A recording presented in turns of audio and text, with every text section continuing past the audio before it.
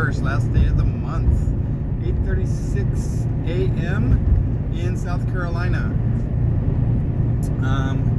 About maybe a half hour from my fuel stop, and then I think about an hour to the final on this run. This is our final run to get us the hell out of Florida. This has been terrible.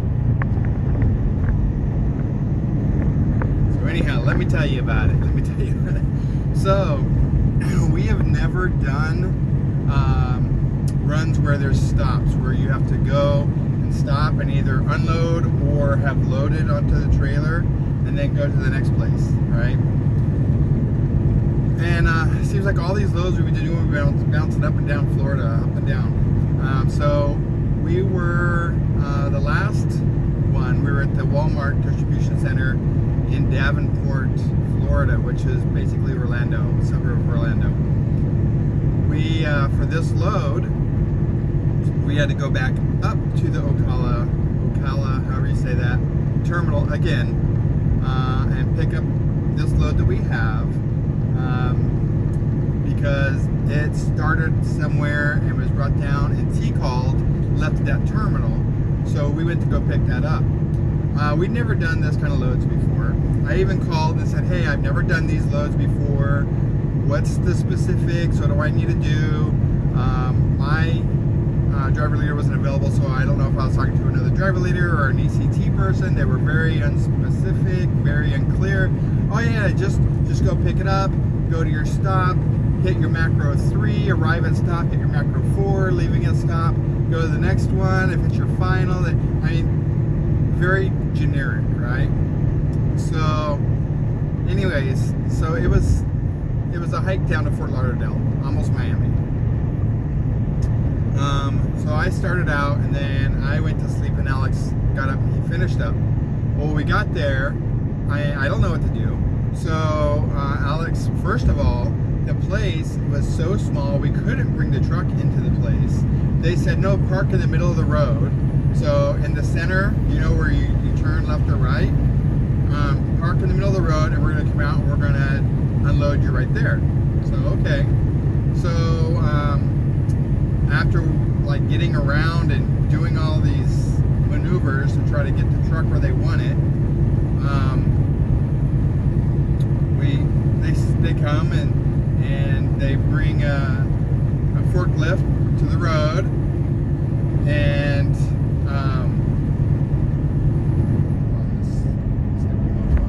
trying to come over.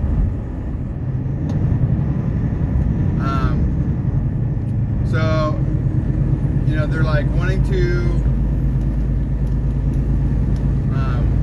unload there. Well, it ends up, no, they weren't supposed to be unloading, they were supposed to be loading. So this is for Ross. But we went to one of their Ross's, like their discount stores called DDS Discounts or something like that. So anyhow, this was one of those stores there.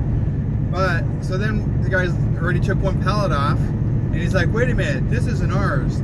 So they put that pallet back on, they're like, no, we're supposed to be adding stuff to it. So then we had to follow them from that location to their other warehouse to actually load. And then it's like in this really tiny, small ass place behind the building. First of all, I felt like we're gonna get jumped because we're in a really bad area, right? We're like behind this building. It's very, very narrow. There's, it was terrible.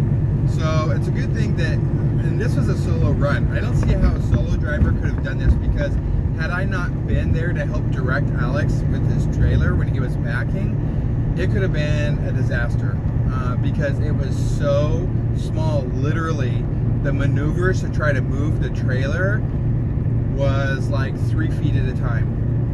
And so it took a lot of maneuvering to where he could actually get the trailer positioned to exit this place, because it was so small, so cramped.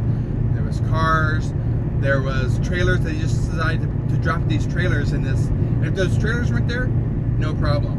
But they had trailers parked there, so it was only big enough for one truck to get through. But if you're going to make that corner, you have to swing out far enough because that trailer doesn't track with you, right?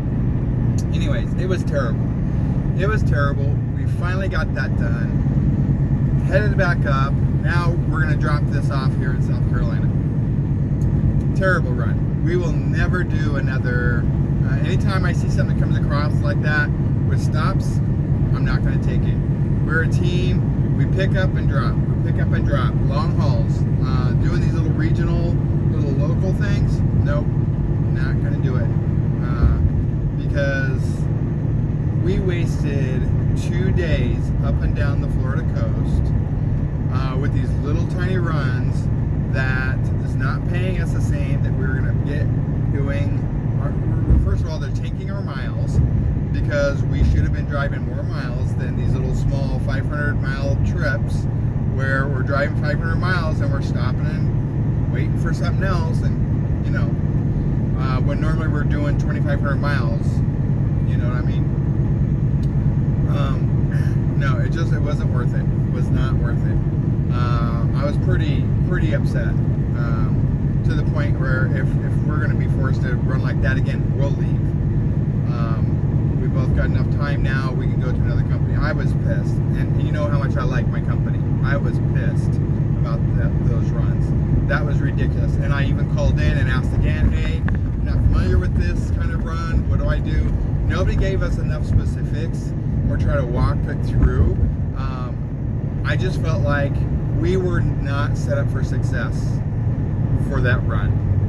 And if you're going to do a regional run, you should understand the inners and outers and the workings of how that works.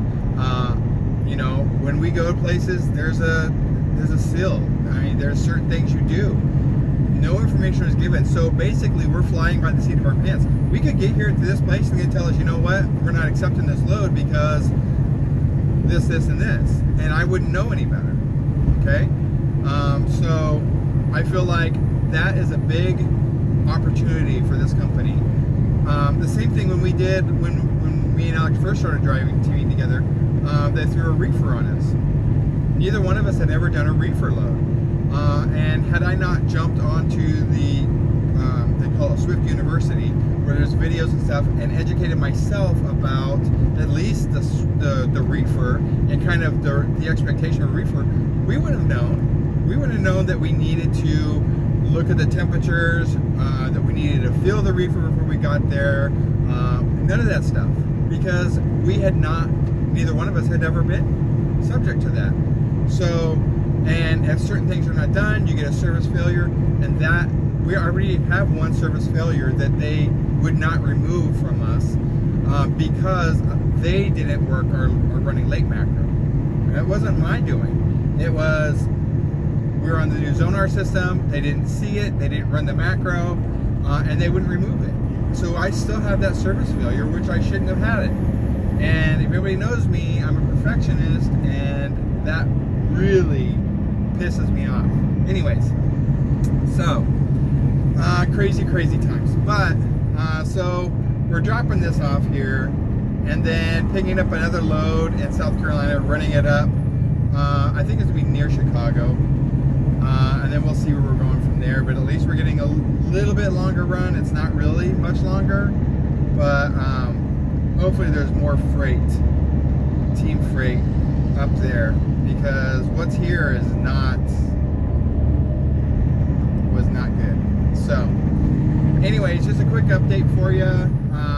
I gotta take my exit here in about 12 minutes, so I'm gonna jump off here so that I'm prepared for that exit and get ready to fuel. But just wanted to do a quick update this morning before I forget, and I'll let y'all know, hey, make sure that you're masking up, washing your hands, socially distance, get those shots if you can.